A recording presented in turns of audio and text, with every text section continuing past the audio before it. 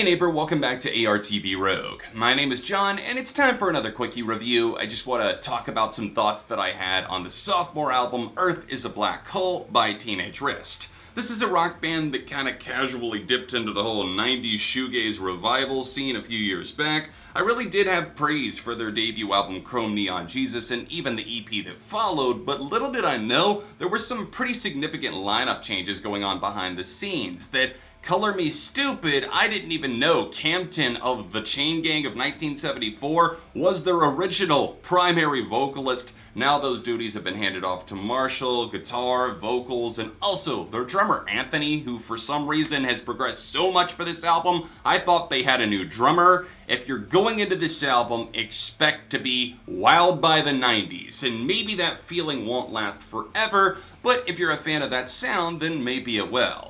If you happen to be new to this channel, then please press that subscribe button. I upload quickie reviews, stream highlights, and a whole lot more over here, and drop a like so I know that you're enjoying the quickies. So with Earth is a Black Hole, I did have to taper my expectations a bit. I mean, I was excited, but I was also not necessarily fully convinced that they could ride out a new side of the 90s for an entire album, and it looks like some of my problems, some of my concerns, they were valid, even though that doesn't discredit how fucking amazing the title track, for example, is. Earth is a Black Hole, as you probably know, is one of my favorite songs of 2020. It's slammin'. It is so good. It reminds me a lot of Jimmy Eat World. That hook and that anger is so genuine, and I hope that they can find more of that, but unfortunately, because that song is so good, it set the bar a little bit too high. We also had other singles like Silver Spoon and Yellow Belly to spoil us before the album came out, and honestly, that might have filled me up and maybe perhaps spoiled my appetite, because a lot of the deep cuts that I'm hearing, while they aren't bad, they definitely feel a little bit less urgent, a little bit less important.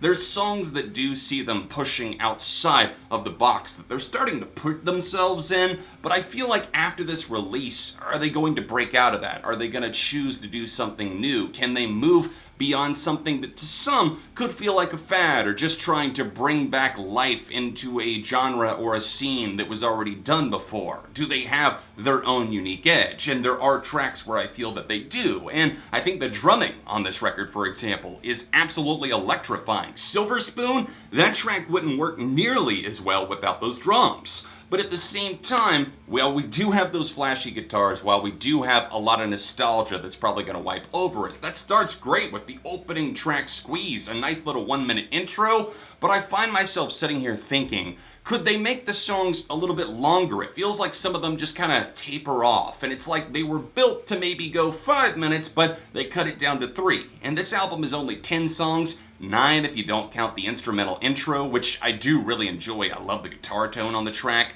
but once you take that into consideration, it's only just over 30 minutes long, and I just feel like they didn't necessarily do enough to push the dial forward. Now with a band like Teenage Wrist, I'm not expecting the world. I do kind of love it for the fact that I can put on those rose-colored glasses and look at this genre that I love, a time period that I love like the 90s, and I can appreciate the love that they have for it. Not only shoegaze on Chrome Neon Jesus, which I really did enjoy. It was an honorable mention for me the year it came out, 2018. And now I look back and I see Teenage Wrist and I'm like thinking, can they check off a few extra boxes for me? Because while this is satisfying to a degree with repeat listens, it's just fine. It's not great, and it doesn't necessarily push anything forward. I do like some of the big licks they break out. Taste of Gasoline, for example. I feel it gets a little bit repetitive. This album has a habit of relying on some of the oh styled vocals to open or even close out tracks, but it's what they do in between that does make this kind of an unhateable album. I don't necessarily dislike any of the tracks. Taste of Gasoline, for example, it gets a little bit slow in places, but it also picks it back up with some of the nice riffs. And even the track High Again, that feels a lot like a balance and composure cut, and that is a compliment. It takes a little bit to kind of get the teeter-totter settled down, but once it figures out its groove, it's not a bad tune, just not necessarily one that implicitly demands to be played again and again.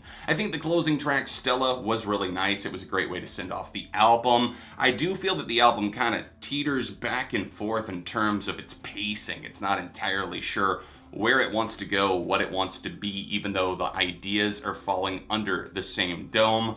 But that's just my takeaway with this record. There's some really high highs, maybe even higher than the first album, Chrome Neon Jesus, but there's also some lows that create lulls and valleys in Earth is a Black Hole. Overall, for me, I'm giving this a strong 3 out of 5. I do like it, but I definitely don't love it. I think it's somewhere in between, and unfortunately, in a year that's due for a lot of releases, I just feel that this will unfortunately get swept under the rug. I was hoping for a little bit more, but I would love to pick your guys' brains. What do you think? Let me know in the comment section down below. Did the title track just kind of steal the show for you, or did the deep cuts just kind of surprise you in a very good way? Any and all thoughts welcome down there. If you haven't subscribed yet to ARTV Rogue, then what are you waiting for? Hit that subscribe, leave a like, and of course, comment your thoughts down below. If you want to see my review of Chrome Neon Jesus, tap here for another recent quickie. All of my socials can be found in the description, and I'll be back soon for more on ARTV Rogue.